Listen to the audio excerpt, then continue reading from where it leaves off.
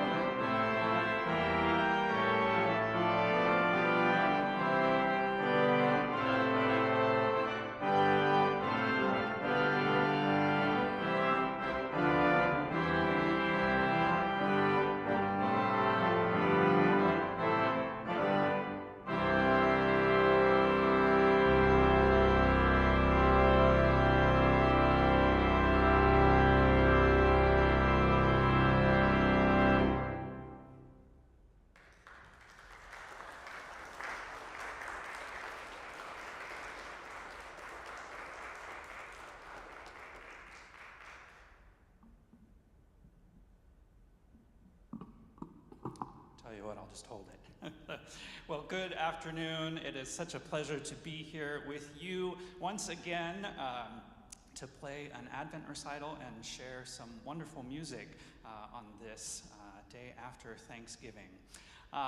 We just heard a piece that's not very Advent, or at least to me it's not very Advent. And the reason I played that piece is because we're in a very interesting time in the church year. Advent technically doesn't begin until Sunday.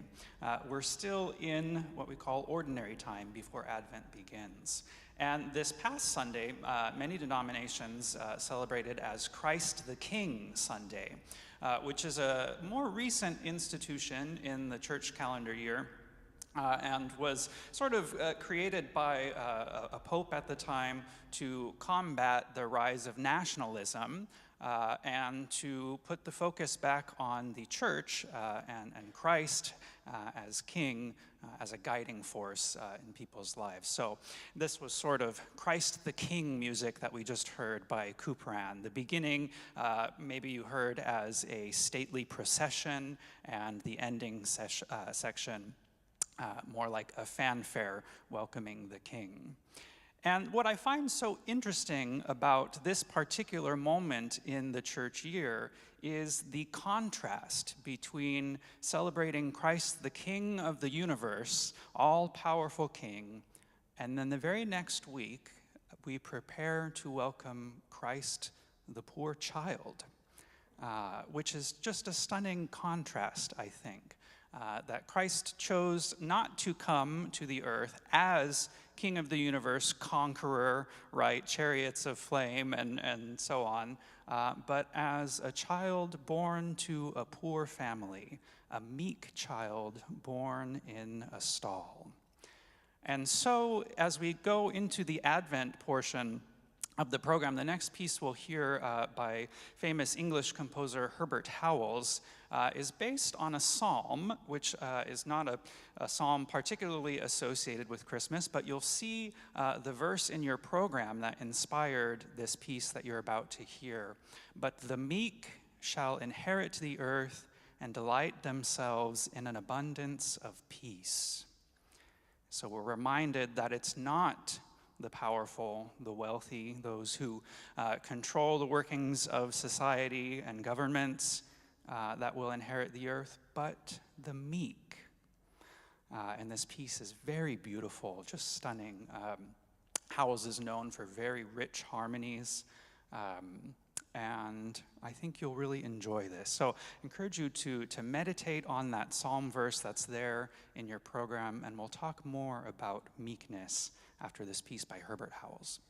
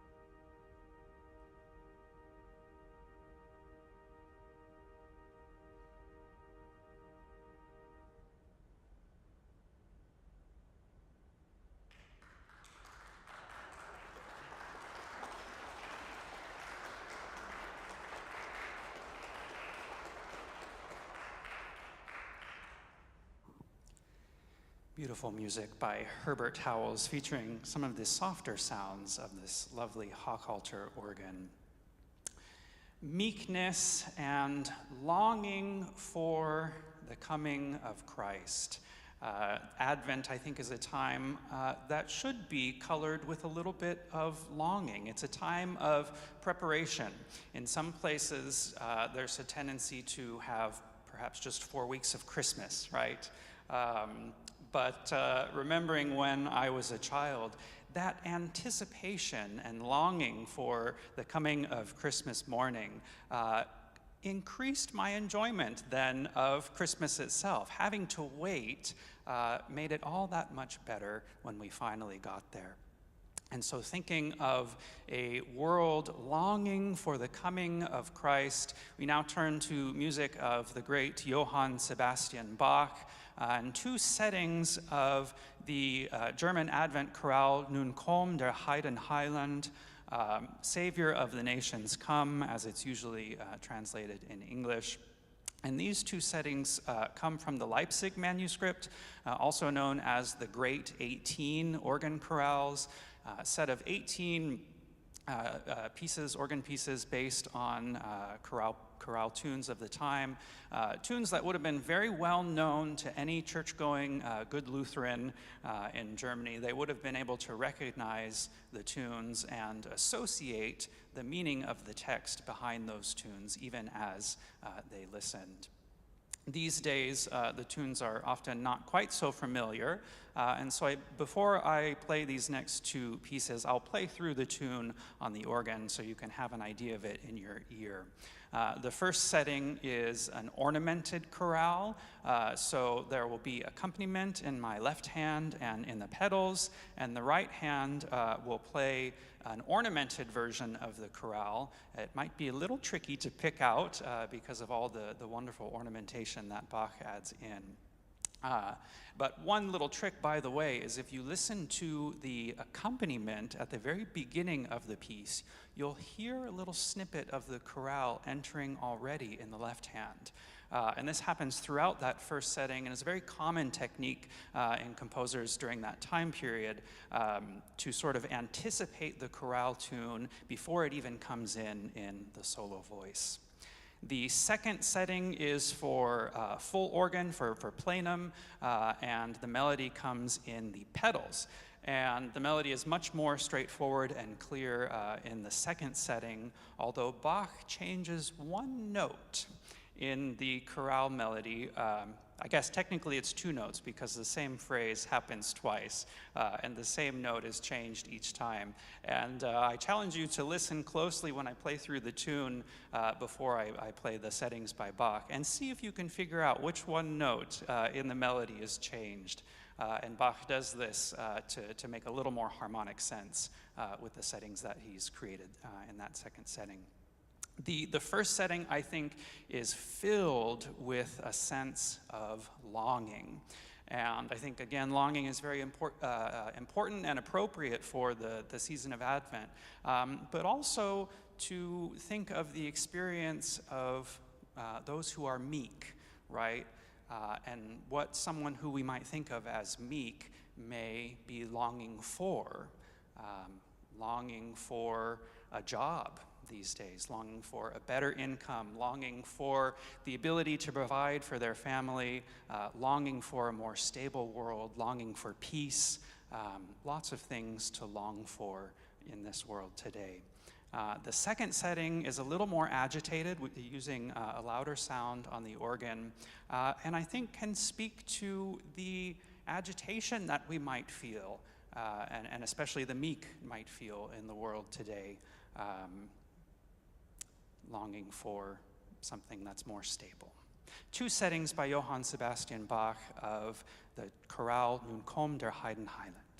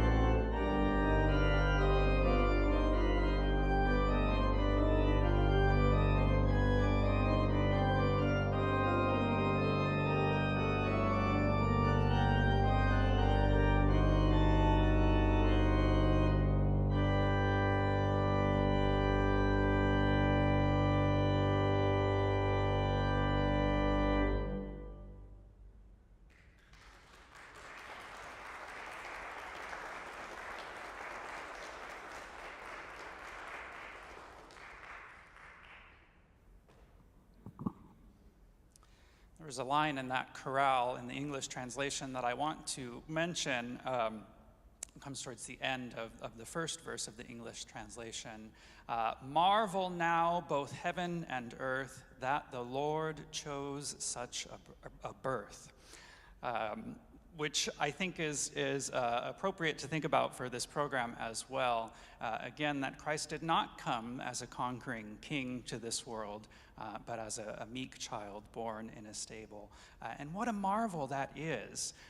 And somewhat contrary to other religious traditions, right? One would expect an omnipotent God to come to the earth as a conqueror. And the Christian story flips that idea on its head and instead gives us a child at the beginning. Thinking again to the meek, and the meek inheriting the earth. When we think about the meek and talking about that sense of longing, which I hope you picked up in those settings by Bach, I think it's important to remember that those who are meek are not forbidden from joy. That even in life's struggles, even in times filled with longing, there is still joy, and we should all look for those moments of joy. This next piece, an aria and a set of variations by Pachelbel, calls to mind for me the shepherds in the fields before the birth of Christ. These shepherds were in the lower castes of society at the time, poorer folks, right? And yet, we often think of those shepherds not as suffering out there in the cold, but perhaps playing on pipes and enjoying each other's company. And this piece, I think, illustrates that a little bit. It's in the key of F, this set of variations, which F for hundreds of years has sort of been considered a pastoral key. The key of F sort of brings us to a place where we can imagine fields and sheep and whatnot. Beethoven's Pastoral Symphony is in the key of F. Bach's Pastoral for the organ, also in the key of F. There's an association with the key of F and pastoral imagery.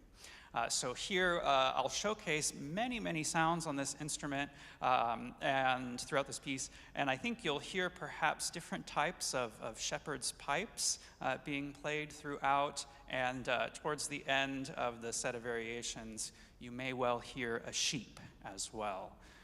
And I hope this joyful little set of variations will remind us that even the meek, those filled with longing, can find moments of joy.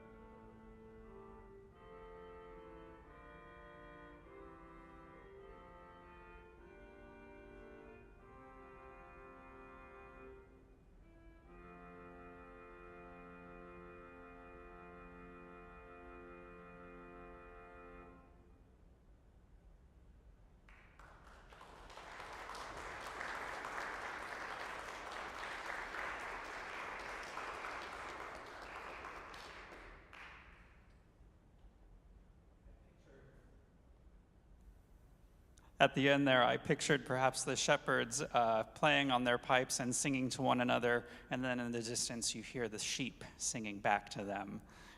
Delightful little set of variations by Pachelbel.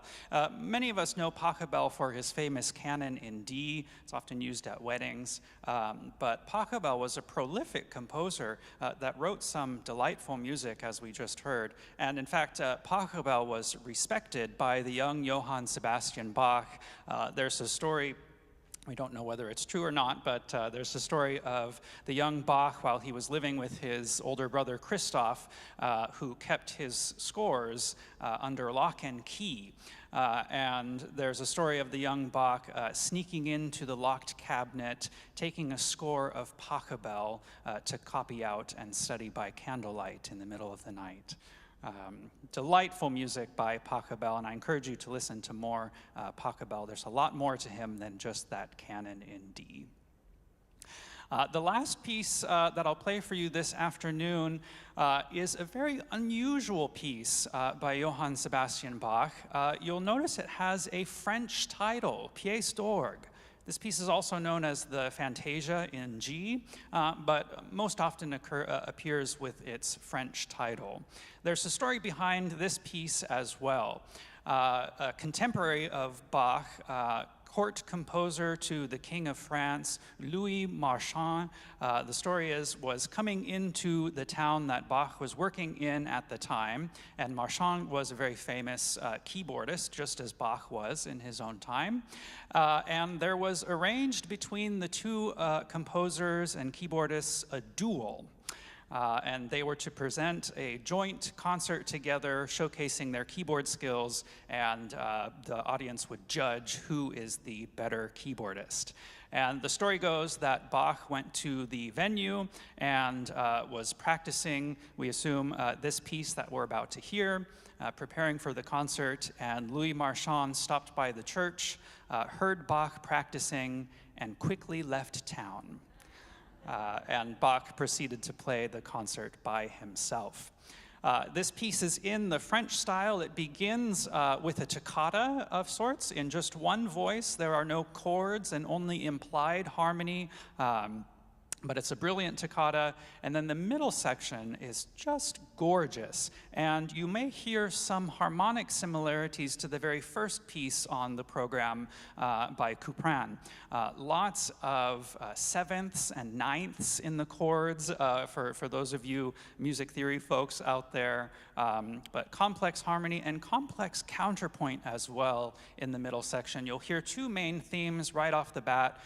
The first is an ascending scale in the pedals, and the second theme is a descending line in the top voice of the manuals. And those two lines pass back and forth between pedal and manuals and interweave with one another.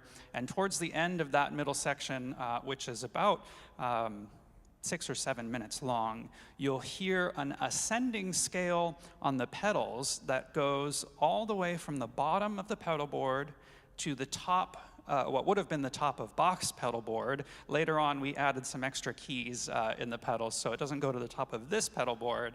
And then that line in the pedals turns around and goes right back down to the very bottom note. It's just a stunning moment. And at the end of this 6 minutes of complex harmony and complex counterpoint, Bach ends that section with a surprise. And if perhaps the beautiful counterpoint has lulled you to sleep, that surprise at the end will certainly wake you up. I won't spoil what it is. You'll have to listen for it. It'll be very obvious. And the third section is again somewhat unusual. We return to a brilliant toccata with 32nd notes in the manuals and a long descending line in the pedals until we get to the third lowest note on the pedal board.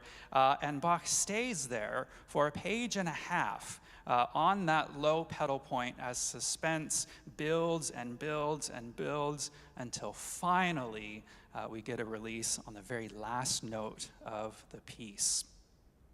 This is not, again, a piece that's particularly associated with Advent, but again, it has a sense of longing, both in the first section, which again is just one note being played at a time, the second section, which often delays a sense of gratification. We don't get a lot of satisfying cadences in that second section. It's always looking forward, and of course that section ends with a big surprise.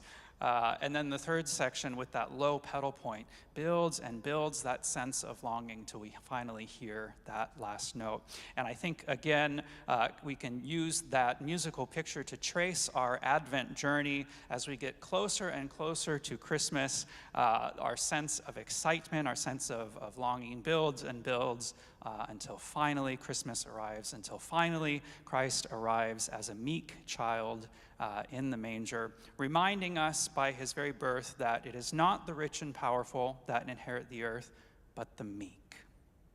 It's been a pleasure to be here with you today. I'm always excited to come back and play again for you here on this series. I think this is my 6th or 7th Advent organ recital here, and it's always a pleasure to be here with this marvelous instrument and such a wonderful audience as well. Thank you very much, and we'll end with Bach's Pièce d'Orgue.